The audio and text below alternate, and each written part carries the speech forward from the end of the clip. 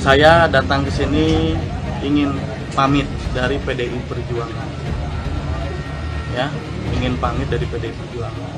Kenapa saya pamit dari PDI Perjuangan? Saya tidak mau bermain dua kaki. Mungkin kami akan mengikut arah politiknya Pak Jokowi dan Bang Ara. Pak Jokowi itu adalah panutan kami. Kenapa panutan kami? Banyak hal-hal yang telah dirubah oleh Pak Jokowi.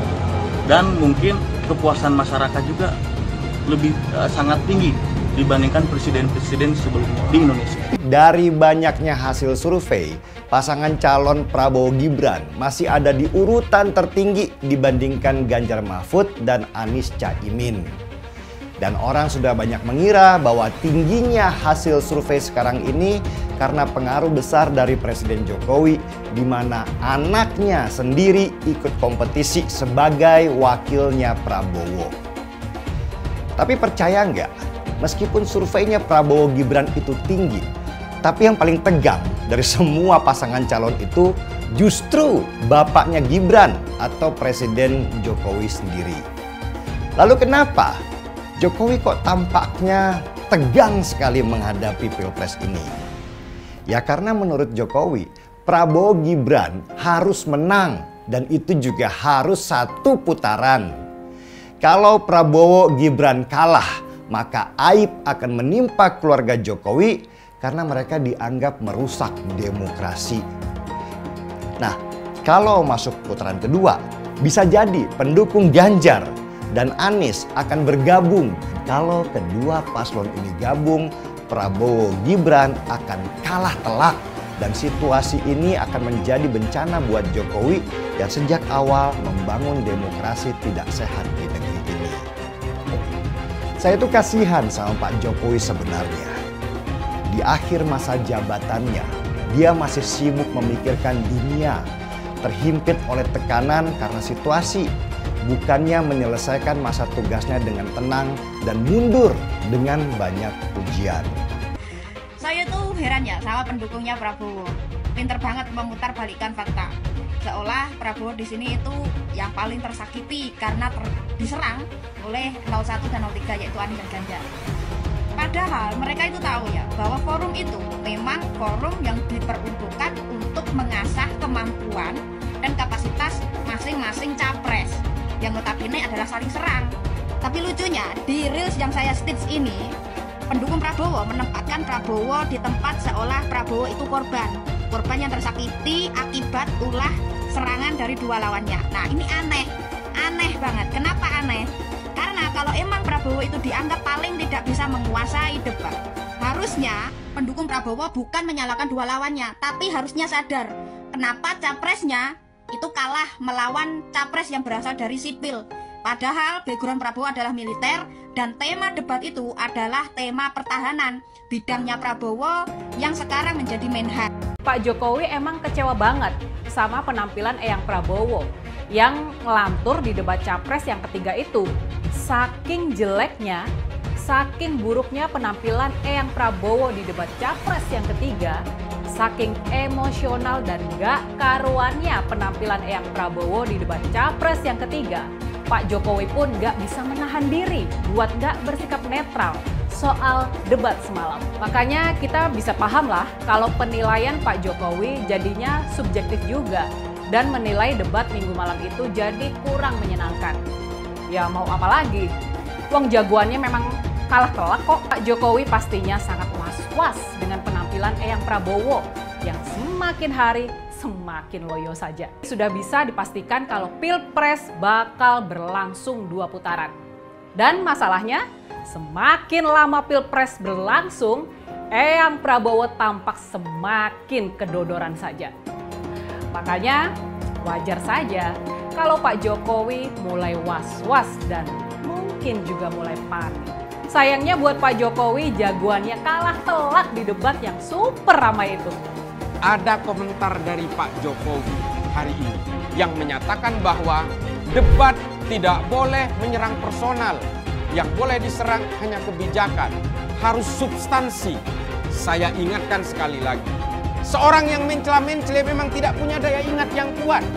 Debat Pilpres tahun 2019, Pak Jokowi justru menyerang secara personal kepada Prabowo ketika dia mengungkit-ungkit soal kepemilikan tanah 220.000 hektar di Kalimantan Timur dan menguasai 120.000 hektar di Aceh Selatan. Nah, ini juga diungkap oleh Pak Jokowi dalam debat Pilpres 2019. Apakah itu kebijakan? Bukan, itu personal. Pak Ganjar dan Pak Anies itu datang dengan tingkat akurasi data yang sangat rendah. Bahkan tadi saya sebut kecenderungan punya kebohongan. Kalau kemudian ada nilai, kan kalau Pak Ganjar menilai 5, itu kan menilai 5 itu menilai kinerja hukum Indonesia. Yang di bawah Pak Jokowi dinilai oleh Pak Ganjar itu 5 kan. Padahal Menteri Menko Polhukamnya itu adalah wakilnya Pak Ganjar. Nah, termasuk ketika Pak Anies misalnya kasih penilaian yang sangat subjektif, nggak tahu apa-apa, cuma nggak punya bahan apa-apa, ya sudah rasanya karena nggak suka dengan orang yang bekerja di situ, ya sudah dikasih nilai sesukanya saja. Jadi ini menurut saya, ya itu yang tadi saya sebutkan, objektivitasnya rendah, kompetensinya rendah, tapi kemudian memberikan nilai berdasarkan tendensi pribadi yang tidak suka itu. Dari debat ini, betul Pak Prabowo adalah menjadi sosok yang paling sabar. Dan itu adalah ciri-ciri negarawan. Dan ketika diserang kanan kiri, beliau tetap sabar, mempertahankan apa yang tidak perlu beliau sampaikan untuk keutuhan bangsa. Tema pertahanan itu tidak ada rahasia negara di situ dalam perdebatan itu. Kalau itu membahas tentang rahasia negara, maka tidak perlu ada tema pertahanan dibahas dalam tema debat capres. Nah, tadi terkait data apa segala macam, apa yang disampaikan Pak Ganjar 100% benar, tidak ada kebohongan. Bahkan Pak Ganjar menyampaikan data ya yang beliau memperkenankan, kalau ada stafnya mohon dibantah ini data. Karena data harus dibantah dengan data. Kan gitu, bukan diajak ngomong-ngomong nanti kita jelas. Pak Prabowo jelas beliau adalah follower dari Pak Ganjar Pranowo, di mana Pak Ganjar sebagai leader yang memandu debat 14 Februari. Karena Pak Prabowo sudah setuju dengan Pak Ganjar, maka Pak Prabowo mencoblos Pak Ganjar di TPS. Mesti betul-betul bisa melakukan redefinisi terhadap politik luar negeri yang bebas aktif, yang disesuaikan dengan kondisi kekinian. Banyak setuju dengan Pak Ganjar ya. Pertahanan kita mesti masuk pada wilayah 5.0. Baik ya, sekali lagi saya harus mengatakan, saya kok banyak sependapat dengan Pak Ganjar. Kita mesti menguatkan BSSN. Dan kita penting untuk membuat security system yang baik. Saya nggak mengerti, jangan-jangan guru kita, buku kita sama Pak Ganjar. Waduh, saya nggak ikut capres. Nanti kalau saya ikut baru saya tanggapan.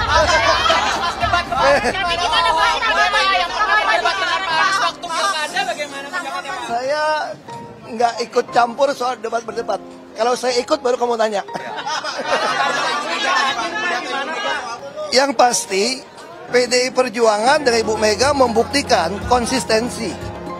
51 tahun konsisten berpegang pada ideologi, membantu yang miskin dan membutuhkan keadilan. Ini konsisten. Itu partai yang bisa kita percaya karena dia konsisten. Saya adalah petugas partai. Karena saya adalah kader yang dilatih, ditugaskan untuk mewujudkan cita-cita proklamasi. Jadi saya ini jelas, Ibu Megawati juga petugas partai, apalagi saya. Saya adalah petugas partai DPD Perjuangan untuk mewujudkan keadilan sosial sesuai dengan cita-cita proklamasi. Dan ini ideologinya, ini ada partai kader dengan ideologi yang jelas. Ya, saya bangga, saya berterima kasih di Indonesia ada partai PDI Perjuangan yang konsisten memperjuangkan ideologi Pancasila dan juga tentu Kebinekaan Tunggal Ika gitu ya. Punya tanah berapa, punya tanah ini.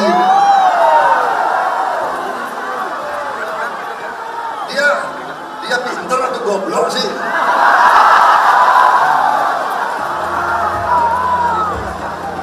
Dia ngerti nggak ada HGU, hak guna usaha, hak guna bangunan, hak pakai, ya kan? Itu tanah negara, saudara. Tanah rakyat, tanah bangsa. daripada dikuasai orang asing, lebih baik Prabowo yang mengelola. Tapi manakala pemerintah memerlukan saya, segera menyalahkan. Gak usah dibawa-bawa debat lah.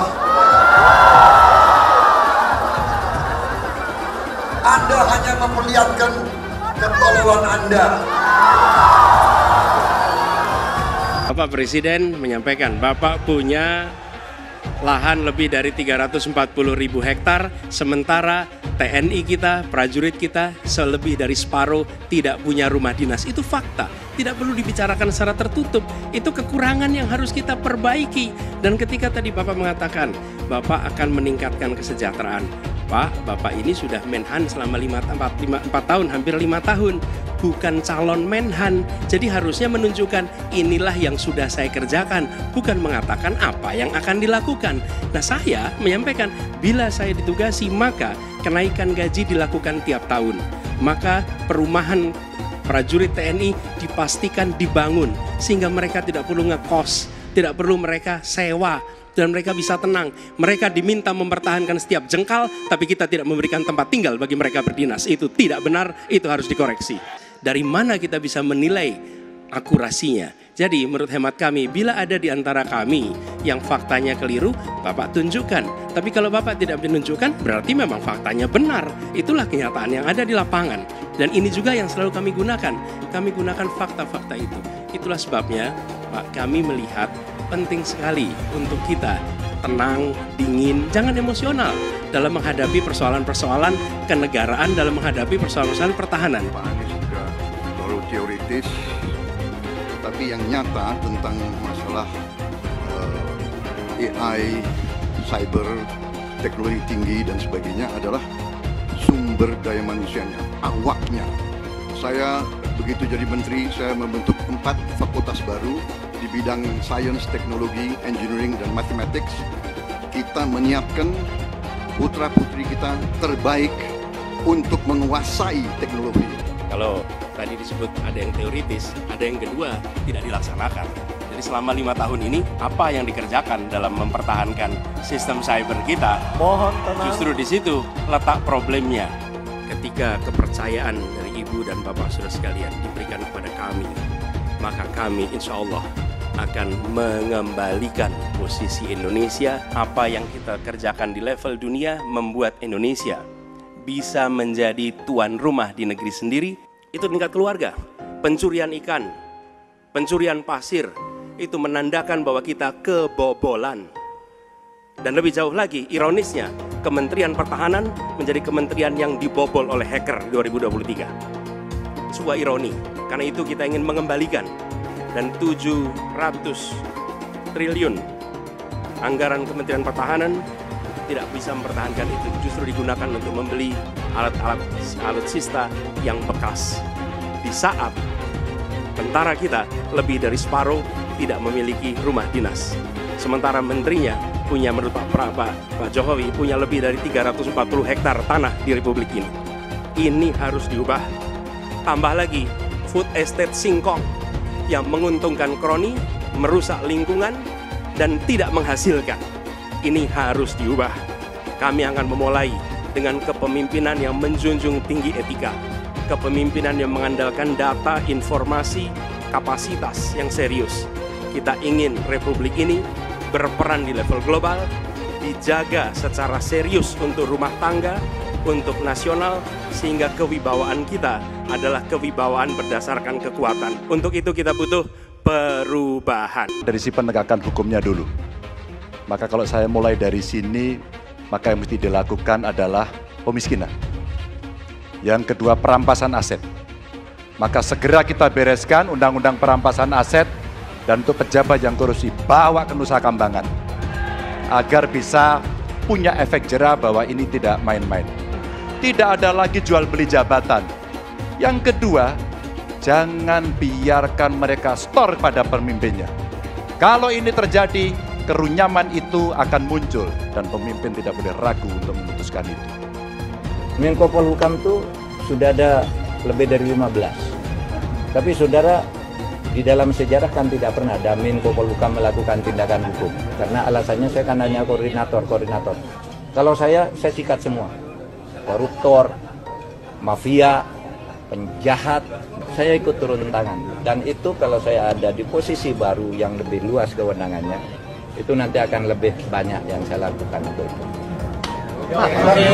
Ya, selain melanjutkan dan bahkan mempercepat pembangunan IKN, Ganjar juga akan memberikan internet gratis dan super cepat. Nah, ini kan justru sangat luar biasa. Program internet gratis ini adalah program yang dicanangkan oleh pasangan Ganjar dan Profesor Mahfud MD. Nah, sedangkan program makan siang gratis itu adalah program dari pasangan Prabowo dan Gibran. Nah, sekarang saya ingin bertanya juga, kira-kira ya, kalau disuruh untuk memilih, kalian akan lebih memilih program internet gratis atau program makan siang gratis? Ya, sekarang coba dibandingkan dengan program internet gratis yang dicanangkan oleh Ganjar Pranowo. Nah, kira-kira mana yang lebih bermanfaat untuk siswa didik? Saya yakin pasti akan lebih banyak yang memilih internet gratis daripada makan siang gratis. Republik ini penuh dengan pengorbanan, tahu tidak? Mengapa sekarang kalian yang baru berkuasa itu mau bertindak seperti waktu zaman Orde Baru?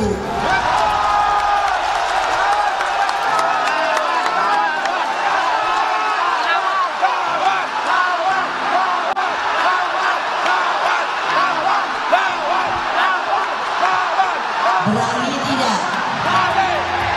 Berani tidak? Berani tidak? Merdeka! Merdeka!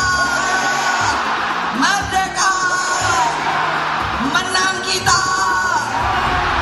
Ganjar Mahfud! Satu putaran! Takut apa tidak? Takut apa tidak? Takut apa tidak? Yes, begitu dong. Mestinya ibu nggak boleh ngomong gitu, tapi ibu udah jengkel, tahu nggak? Nah, yang pasti kalau buat saya dibandingkan misalnya Pak Gibran jadi maju, gitu Mas Gibran gitu ya. Ya saya pilih Ganjar sama Mahfud lah, karena lebih teruji kan. Anda jadi wali kota baru 2 tahun 3 tahun kan belum teruji juga. Ini urus negara loh, mau jadi presiden loh. Kalau Anda belum lengkap, belum pernah di legislatif, belum nasional ya maksudnya DPR. Kalau di DPR kan boleh ngerti nih pemerintahan seperti apa. Anda belum pernah di eksekutif yang tingkat provinsi, Anda nggak ngerti jadi presiden nanti. Ini bukan soal belajar coba-coba loh. Ini negara dipertaruhkan untuk 2045. Kita kan mau mencapai 100 tahun ini mau jadi apa? Kalau coba-coba, ini negara sebentar lagi 300 juta penduduk kita. Mana boleh kita kasih orang coba-coba. Saya tidak meremehkan anak muda ya. Anak muda bisa lebih kreatif gitu ya. Tapi bicara tata negara, harus mengerti konstitusi. Anda bukan hanya untuk berani untuk maju. Kalau cuma berani maju, banyak bisa kita pilih orang berani maju. Tapi yang lengkap dengan track record ini kan butuh waktu pembuktian. Pasti Pak Ganjar, Pak Mahfud yang lebih pengalaman. Saya tidak mau anak cucu saya harus nunggu sekian tahun lagi.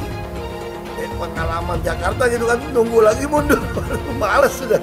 Jadi kita nggak usah coba-coba deh. Udah jangan dengerin janji-janji manis orang. Lebih setuju lagi apa yang disampaikan calon presiden Pak Ganjar Pranowo. Tadi saya bisik-bisik ke beliau, Pak, nanti habis dilantik, besoknya langsung masuk ke kedaulatan pangan. Nggak usah lama-lama. Perencanaannya disiapkan sekarang, begitu dilantik besok langsung masuk ke kerja kedaulatan pangan. Sehingga swasembada pangan, ketahanan pangan, kedaulatan pangan itu betul-betul kita miliki. Dan saya yakin Pak Ganjar mampu menyelesaikan ini. Saya mensyukuri kenapa kalah, kenapa ditahan. Saya bersyukur atas itu semua. Saya coba bayangkan ya, kalau seandainya waktu itu kita menang gitu ya, hari ini belum tentu kita bisa nikmati seperti ini. Kita bersyukur 5 tahun Tuhan izinkan kasih ke orang yang pintar ngomong untuk kerja. Coba kalau kita bayangkan gitu ya, kalau kemarin saya masih jadi gubernur, ini saya udah turun ini. Tapi yang pintar ngomong itu dikira orang hebat kan? Ini lebih berbahaya tahun 2024. Langsung ketahuan karakternya. Langsung ketahuan itu. Di saya juga ada kutipan Pak di kamar saya Pak. Tulisannya, Jakarta telah mengambil keputusan yang fatal. Jangan hanya konsentrasi pada pembangunan benda-benda mati yang indah difoto dan bisa ditunjukkan dalam 5 tahun hasilnya. Kalau kita mau menilai sebuah janji, maka lihat janjinya atau lihat kenyataannya. Dulu janjinya apa ya? Dan ini aneh, betul-betul aneh. Ini bukan kampanye, tapi saya sampaikan sini. Di satu sisi menyiapkan jalur-jalur air untuk dikirim ke laut, di sisi lain di lautnya dipasang dengan pulau reklamasi, tinggal tunggu waktu jadi rob, air balik. Dan ini melawan sunnatullah. Kenapa? Air itu turun dari langit ke bumi, bukan ke laut. Harusnya dimasukkan ke dalam bumi, masukkan tanah. Di seluruh dunia air jatuh itu dimasukkan ke tanah, bukan dialirkan pakai gorong-gorong raksasa ke laut. Jakarta telah mengambil keputusan yang fatal. Bukan banjir, itu memang parkir air. Bukan banjir, itu memang parkir air. Masyarakat berkeliling dengan membawa toa untuk memberitahu semuanya, termasuk sirine. Kaibon 82 miliar. Apa alat transportasi yang dimiliki oleh hampir setiap orang? Alat transportasi yang dimiliki semua orang adalah kaki. Kalau seandainya orang Jakarta percaya Pak Anies jadi gubernur pun, saya berani jamin kok dia akan lakukan normalisasi yang sama seperti saya lakukan kok. Nggak usah bohong lah. Ketika air sampai di muara, maka siap untuk dipompa ke laut. Pancasila Soekarno, ketuhanan ada di pantai. Anak Tuhan dari mana? Kalau Yesus anak Tuhan, bidangnya siapa? Besok di seluruh wilayah Indonesia akan katakan bahwa iblis hanya menggoda orang yang beriman. Makanya jarang-jarang orang kafir kerasukan setan. Yang kerasukan setan itu orang baik-baik. Jarang, saya belum pernah nengok Cina kerasukan setan. Pernahkah Ahok itu kerasukan setan? Enggak, setannya juga. Karena sesama setan jarang saling menggoda. Karena di salib itu ada jin kafir. Karena di salib itu ada jin kafir. Karena di salib itu ada jin kafir. Haleluya. Kepalanya ke kiri apa ke kanan? Kepalanya ke kiri apa ke kanan? Tetap percaya salib itu lambang mulia, bukan jin. Kok ketawa? Aku nggak nyindir siapa-siapa loh. Anies merupakan antitesis daripada Pak Jokowi. Antitesis artinya bertolak belakang dengan Jokowi. Anies sudah menyatakan tidak akan melanjutkan semua program dari Pak Jokowi. Jadi semua pembangunan yang dilakukan oleh Pak Jokowi akan dihentikan oleh Anies jika Anies menjadi presiden. Lagi pula Anies didukung oleh Khilafah dan pendukung Anies adalah ormas seperti FPI dan HTI. Apa kita mau FPI dan HTI kembali di Indonesia jika Anies memimpin? Anies juga dikenal sebagai bapak politik identitas yang menghalalkan segala cara untuk menggapai kekuasaannya, termasuk menggunakan politik identitas berbasis agama. Lihatlah di kasus Ahok waktu itu. Kita sudah bisa melihat hasil kerja Anies selama 5 tahun di Jakarta. Tidak ada satupun janji yang dipenuhi dan tidak ada kinerja yang bisa dibanggakan. Dari DP 0%, OKOC, kelebihan bayar, Formula E, banjir, sumber resapan, jalan rusak, dan gonta-ganti nama jalan. Lihatlah rekam jejak Anies selama 5 tahun. Bayangkan Indonesia ke depan jika dipimpin oleh Anies.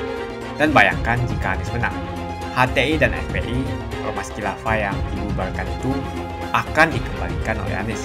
Apakah kita mau Pancasila diganti jadi khilafah? Perkataan Ahok sudah terbukti dan Jakarta sudah menjadi korban. Jangan biarkan Indonesia menjadi korban kibulan Anies Baswedan. Umat minoritas, terutama kaum Tionghoa, tidak akan memilih Anies Baswedan. Ya, aktif di PDI, kemudian PDI Perjuangan itu sudah sangat lama.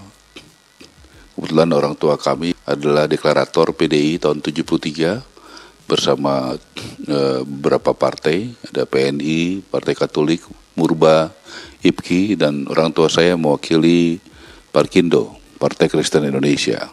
Kemudian berfusi melalui menjadi PDI tahun 73. Kemudian dalam perjuangannya menjadi PDI Perjuangan. Jadi memang cukup panjang perjalanan karir saya di PDI dan PDI Perjuangan, dan saya mengucapkan terima kasih atas kesempatan yang diberikan berkarir pada saya. Tentu harus ada alasan yang sangat substansi ya, yang mendasar kenapa saya mengatakan saya mengikut langkah politik Pak Jokowi. Kemudian juga saya berterima kasih kepada Ketua Umum Mbak Mega, Mas Hasto, Sekjen, karena sudah diberikan kesempatan untuk berbakti kepada negara melalui politik selama ini. Sudah sangat panjang. Saya dari kecil sudah pasang spanduk PDI. Saya sudah ikut juga menjadi saksi pada saat berumur 17 tahun di TPS yang ada di dekat rumah saya di Jalan Bakti di Bintaro. Waktu peristiwa 27 Juli juga saya ikut memperjuangkan di jalanan bersama dengan kawan-kawan saya untuk mempertahankan kantor DPP PDI waktu itu belum perjuangan di Lenteng Agung. Kemudian saya 3 kali menjadi anggota DPR RI, kemudian menjadi Ketua Umum Taruna Merah Putih.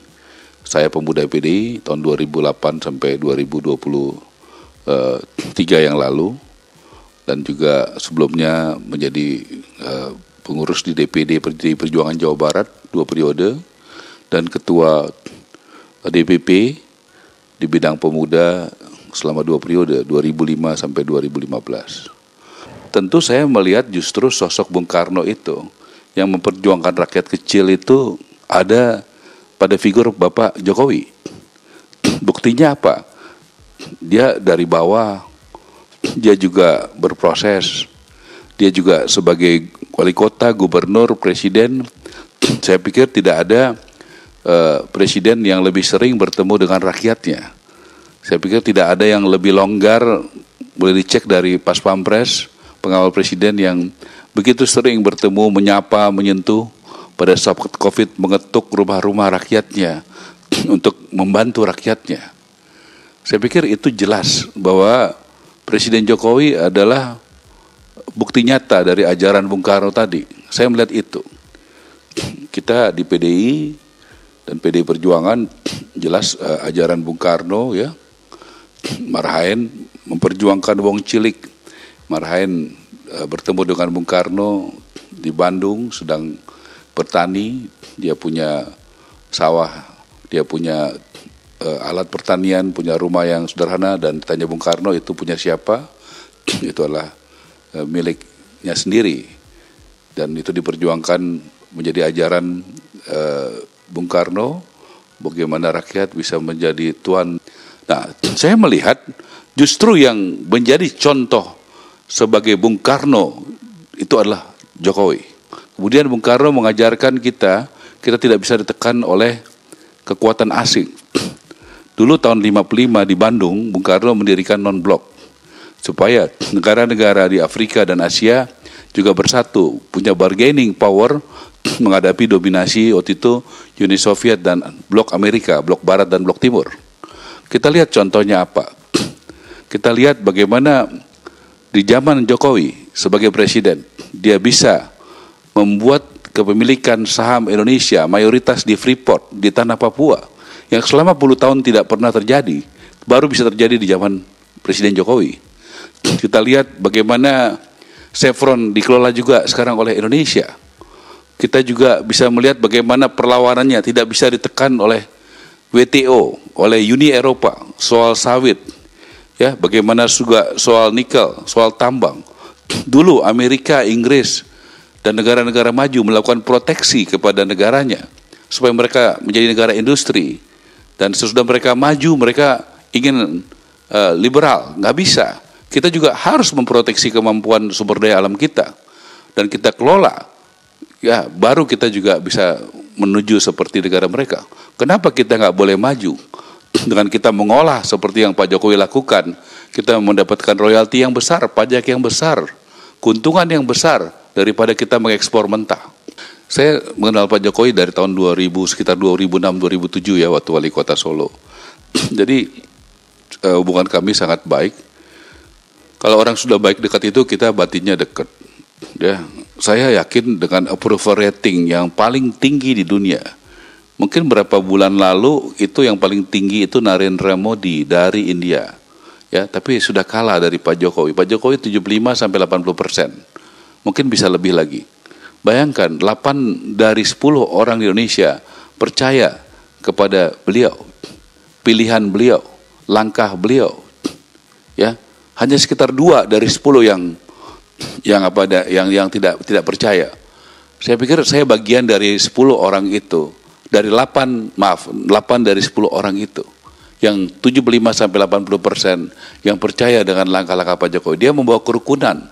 Bagaimana dia bertarung dengan Mas Prabowo 2 kali pilpres, bisa dikatakan 1 kali pilkada DKI, tapi waktunya bersatu. 2 orang ini menunjukkan negarawan sejati, Prabowo dan Jokowi.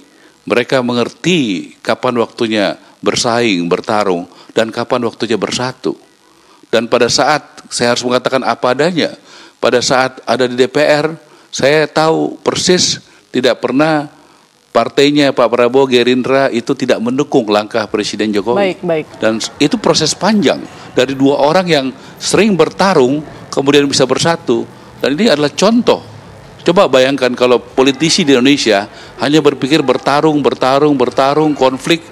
Mari kita belajar dari Jokowi dan Prabowo yang mengerti waktunya bertarung dan bersatu. Tidak tahu tentang persatuan, tentang kerukunan, tapi pemimpinnya tidak menunjukkan kerukunan. Jadi saya ikut dengan langkah Pak Jokowi dengan alasan bahwa beliau menurut saya justru sosok Bung Karno yang memperjuangkan kepentingan rakyat, dekat dengan rakyat, berani melawan asing, dan berani juga mengompakkan semua kekuatan itu, ya, semua kekuatan politik ada di figur Pak Jokowi. Semakin dekat Pilpres, relawan Anies semakin beringas dan Anies semakin galau. Dengan menggunakan politik identitas, relawan Anies akan menggulingkan Jokowi. Relawan Anies yang mayoritas mengasuh khilafah, seperti kadrun FPI dan HTI, ingin melengsarkan Pak Jokowi. Tapi pendukung Anies lupa bahwa 82% penduduk Indonesia suka dengan kinerja Pak Jokowi. Saya pikir kalau terjadi baku hantam, maka ada 82% yang akan menghajar kadrun pengasong khilafah itu. Nasdem pun semakin pusing melihat Anies, karena elektabilitas Anies semakin jatuh. Dan banyak kader-kader Nasdem terjerat kasus korupsi, seperti belakangan kasus korupsi BTS. Kasus korupsi 8 triliun yang dilakukan oleh kader terbaik Nasdem yaitu Johnny G. Plate, ini sangat menghantam Partai Nasdem, Menteri dari Kementerian Pertanian, di mana ini juga adalah dari Partai Nasdem. Apalagi belakangan ada 120.000 kader dari Partai Nasdem pindah ke Partai Perindo. Semenjak Nasdem mengusung Anies, banyak sekali petaka yang diterima oleh Nasdem. Apakah ini merupakan karma dari Ahok? Silahkan komentar di kolom komentar. Yang jelas saya tidak akan memilih Anies, karena Anies bukan pribumi yang jelas. Dan Anies juga merupakan antitesis daripada Jokowi. Antitesis artinya bertolak belakangan dengan semua kebijakan Jokowi. Anies sudah terang-terangan menyebutkan dia tidak akan melanjutkan kinerja dari Pak Jokowi. Tidak ada infrastruktur yang akan dibangun jika Anies memimpin Indonesia 5 tahun ke depan. Lagi pula Anies juga didukung oleh khilafah dan pendukung Anies dari ormas seperti FPI dan juga HTI. Apa kita mau FPI dan HTI kembali di Indonesia jika Anies memimpin? Anies adalah bapak politik identitas yang menghalalkan segala cara untuk menggapai kekuasaan, termasuk menggunakan politik identitas berbasis agama. Kita lihat di kasus Ahok. Kita sudah bisa melihat kinerja Anies selama 5 tahun di Jakarta, dan ini merupakan rekam jejak Anies Baswedan. Tidak ada satupun janji yang dipenuhi, dan tidak ada kinerja yang bisa dibanggakan. Dari DP 0%, OKOC, kelebihan bayar, Formula E, banjir, sumur resapan, jalan rusak, dan gonta-ganti nama jalan. Jadi saya rasa tagline perubahan yang diusung Anies adalah tagline merubah kata korupsi menjadi kelebihan bayar, supaya semua koruptor tidak dijerat oleh pasal korupsi. Karena mereka semua hanya melakukan kelebihan bayar. Jadi perkataan Ahok sudah terbukti dan Jakarta sudah menjadi korban. Jangan biarkan Indonesia menjadi korban kibulan Anies Baswedan. Suara minoritas jangan lagi merasa takut untuk memilih pemimpin yang membela hak minoritas. Karena Anies jelas hanya memanfaatkan suara minoritas untuk mendapatkan suara. Ingat, di belakang Anies ada ormas pengasong khilafah, seperti FPI, HTI, PA212. Saya yakin sebentar lagi karma Ahok akan mengejar Anies Baswedan. Begitu saja opini saya hari ini, tuliskan opini kalian tentang Anies Baswedan di kolom komentar. Dan juga tuliskan pendapat kalian tentang people power oleh relawan Anies untuk melengsarkan Pak Jokowi. Tuliskan pendapat kalian. Jika kalian siap untuk melawan people power yang digaungkan oleh relawan Anies, ayo tuliskan lawan people power di kolom komentar. Pastikan Anda semua like video ini dan bagikan video ini ke teman dan family Anda supaya mereka semua mengetahui tentang informasi ini. Tekan tombol subscribe dan bunyikan lonceng notifikasi supaya kamu tidak ketinggalan